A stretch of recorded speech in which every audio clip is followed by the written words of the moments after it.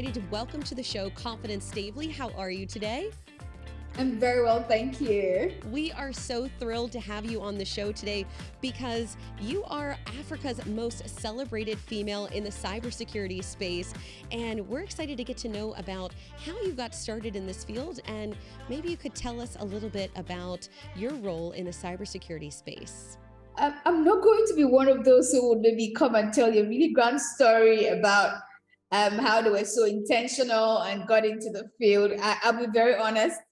It was a very good, it was a very good coincidence, or it was a very good way where the world, let's say the universe made me realize this was where I was supposed to be. For starts, I had always been in technology.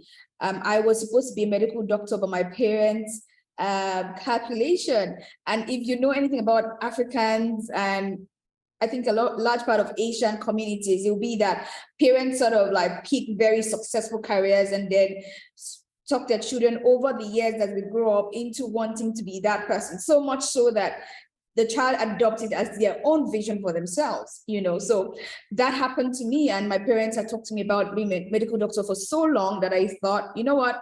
I think I actually want to be a medical doctor. And so during my gap year of finishing what we call secondary school, but the rest of the world calls high school, my parents, I think, couldn't afford for me to go into university. I mean, in retrospect now, as a parent, I think that was what happened. And they said, you know what, take a gap year, prepare, and next year you go to school. But they didn't want the boys running around me and maybe getting me pregnant. So they said, you know what, go to this computer school. Then IT schools were called computer school. So go and learn how to use a computer and don't get idle. So it was in that time, learning at that computer school, that I got to know how to use a computer for the first time, got to know how to use Word applications and things like that. And then I progressed to learning coding. And my days, I was always so excited. I felt alive. I was invigorated whenever I was there. My eyes were sparkling. So I knew this was where I wanted to be. That medical dream, I realized was for my parents.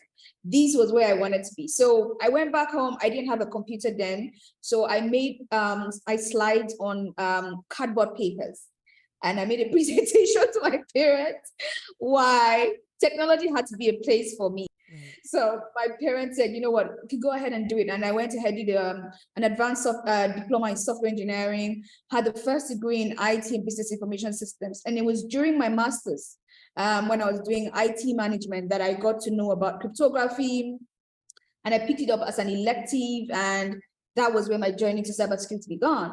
And so while I started off just wanting to do IT as IT, I didn't have a major.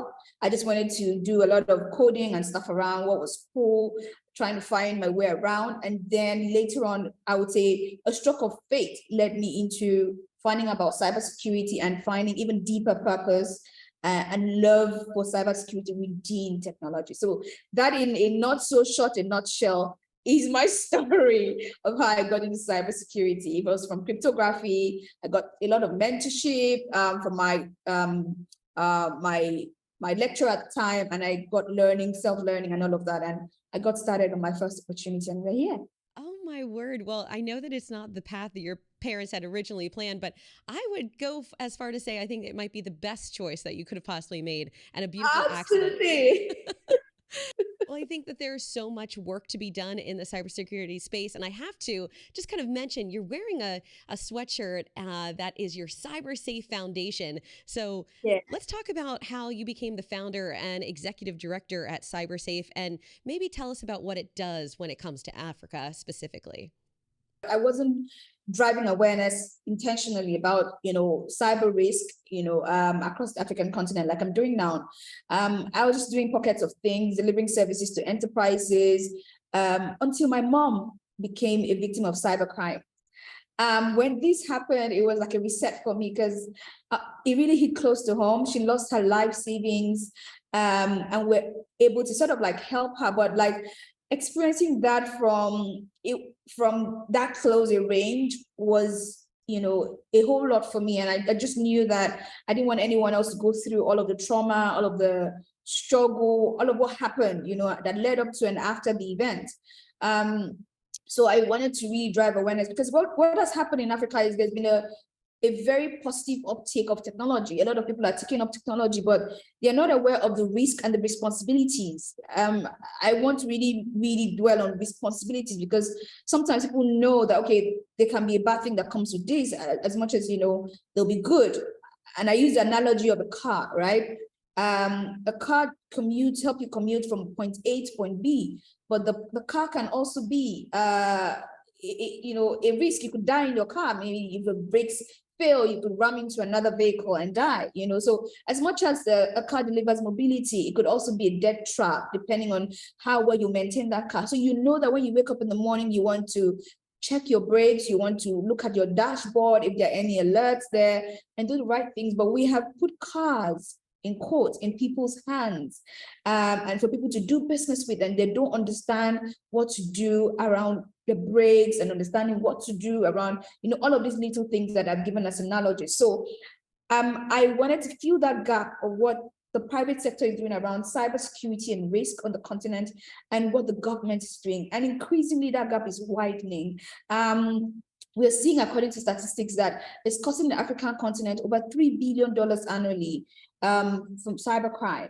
And I can't tell you how much that is also affecting digital trust and affecting all of the innovation that needs to happen for development in Africa. So for me, I set out with CyberSafe Foundation to bridge the gap, especially around education and capacity building from the perspective of awareness, capacity building from the perspective of building the talent required to protect ecosystem from cyber threats and all of that. So we're driving safe and inclusive access, digital access across Africa. So keywords are safe, and then inclusion, because a lot of times women are also excluded. I mean, just to put some perspective to it, women make up 50% of the population in Africa, but women only contribute 9% to the workforce in cybersecurity on the continent. 9%. Yes, wow. I like that you're that surprised, because it's shocking stats, but it's a reality, and we need to do something about it. And I am playing a role, because I can't do it alone. There are many other players, but I am also contributing massively to changing that narrative. And it's a pleasure. It's a challenging job to do, but every day the success stories, seeing girls get jobs, enjoy up to 400 or 700% increase in income, really shows that cybersecurity isn't just a means to protect enterprises, but could also be a tool for socioeconomic impact and growth. Yeah. Absolutely.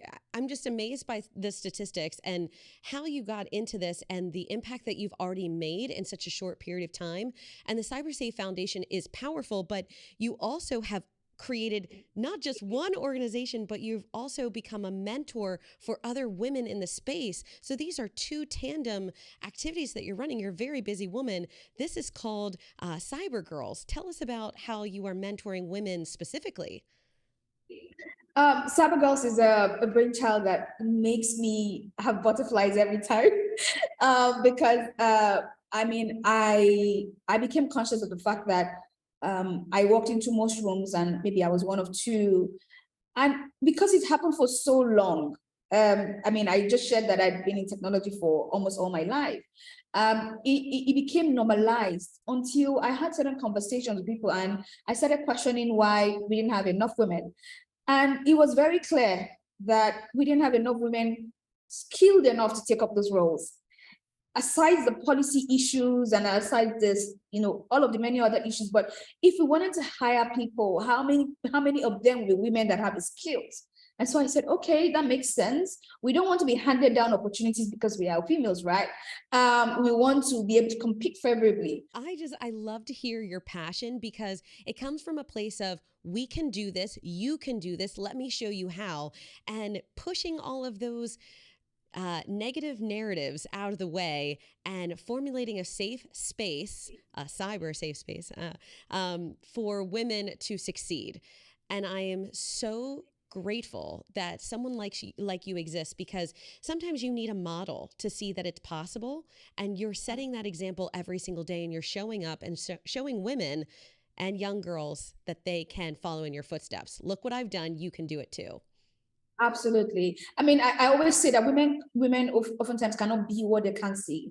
So the more they see, the more they become. And we have our mentors also spread across, 5 continents in the world, which also is opening up their minds to the global field of cybersecurity. You're not going to come up this program thinking, you know what, I'm very good and I'm great in my country. No, you are going to be great for the global cybersecurity community, and that cross fertilization has been phenomenally successful. Well, I think you hit the nail on the head when you said that it might have started in Nigeria, that you've made this difference, but it's become an international. You have become a face, a name, a household name in the cybersecurity realm, which is really neat. And let's talk about Africa for a second, just the pressing cybersecurity issues that Africa is facing today, so that whoever is watching this might think, maybe I can join in and help. What's going on in Africa, and maybe Nigeria specifically? The work we've done, I mean, has really, like you mentioned, really started off with Nigeria, but it's increasingly spreading. Our second cohort for Cyber Girls, for example, was in 7 countries. Our third cohort starting off next month is in 22 countries. So we opened up applications, and 45 African countries, we had people applying from those countries, 45 of them. So we're getting a feel very much, although starting off from Nigeria, what the African space is like, as it has to do with cyber threats. There are a lot of things that are interwoven, and we have in common. The first thing is that there's innovation at the speed that Africa has never seen. And I think much in many parts of the world in terms of innovation, but we are also not seeing that same energy brought into securing those innovations. So we see a lot of tools brought into the marketplace, and they're not secure enough. We also see a lot of people taking up, of course, technology without knowing the risk. So, people are getting scammed every day. There's also hush-hush thing around cyber attacks. We don't have any, I'm looking for a word for it, but we don't have any incentives to actually report cybercrime. So we have a lot of cyber attacks swept under the carpet in this part of the world, which doesn't allow for enough learning, which doesn't also allow for consumers to be protected sufficiently. I mean, what this means is that my data could be in a data breach, and the person that is the custodian of that data is not obliged to notify me, for example, that this has happened. So that's having a ripple effect across the ecosystem. So because although innovation is a good thing, with not enough incentives to prioritize cybersecurity, it's a problem. And we also know of the talent shortage issues. Africa is also really getting the heat. And I look at it also from the perspective of that being a cyber threat by itself, because if you don't have enough defenders, then of course you won't have enough defenses implemented, and which of course creates a loophole. Another key issue that I see is we have the barriers quite high for entry, just like everywhere else. We have a lot of people, a lot of interest in getting into cybersecurity, but the entry-level roles are really sparse. So this is where, for example, I am leveraging my influence to reach out. So even if there's vast opportunities, I'm knocking on those doors, and adamantly so, not getting weary, and saying, where are the jobs? Let's just get our interns in, So we're creating those opportunities and creating those bridges to ensure that the girls that gain the skills don't just sit around and get tired and move on to something else, but they actually get their hands dirty and busy. So these are some of the issues that are really, really paramount on the continent. If you were to inspire women who are watching this specifically, who might not even be involved with Cyber Girls yet, what would you say to a woman who's thinking about stepping into the cybersecurity space and is interested in pursuing a career? I would say we want you here. We want your color. We want all the spice you bring. We want all your innate skills that's invaluable here. And regardless of how it looks, it's something that you would definitely enjoy if this is your passion. It's a very fulfilling career. All you need to do is start from somewhere, start from the fundamentals, get the basics and nail them very well. Determine and channel your efforts to one area for starts. where you think you can build your skill set increasingly in that area. And then from there on, after you think you have significantly gotten enough skills, you can then widen out your knowledge. But I mean, it's something you can definitely do, and you can do very well. Don't listen to the naysayers. They're always going to be there. Girl, wear your crown. You're as good as anyone else, even better, if I dare say. And I'm just going to share a personal mantra that I definitely think that you can imbibe. The mantra is a nursery rhyme, and it goes thus: good, better, best. I will never rest until my good is better and my better best. As long as you continuously go on the trajectory of growth, you will not be ignorable. So you will be someone who will be of so much value, and will be sought after. I am so inspired already. I've been starting my understanding of cybersecurity, and so I feel enlightened, and I'm sure you at home are feeling the same way. Kind of in the vein of growth, I just want to celebrate you. You were featured this year in 2023 as one of the 40 under 40 in cybersecurity. How does it feel to be recognized for your achievements in this way? And once you've reached the top of the mountain, where do you go next? What are your next goals? It felt really good. But unfortunately, I have a bad habit. I think I'm going to be changing that very soon.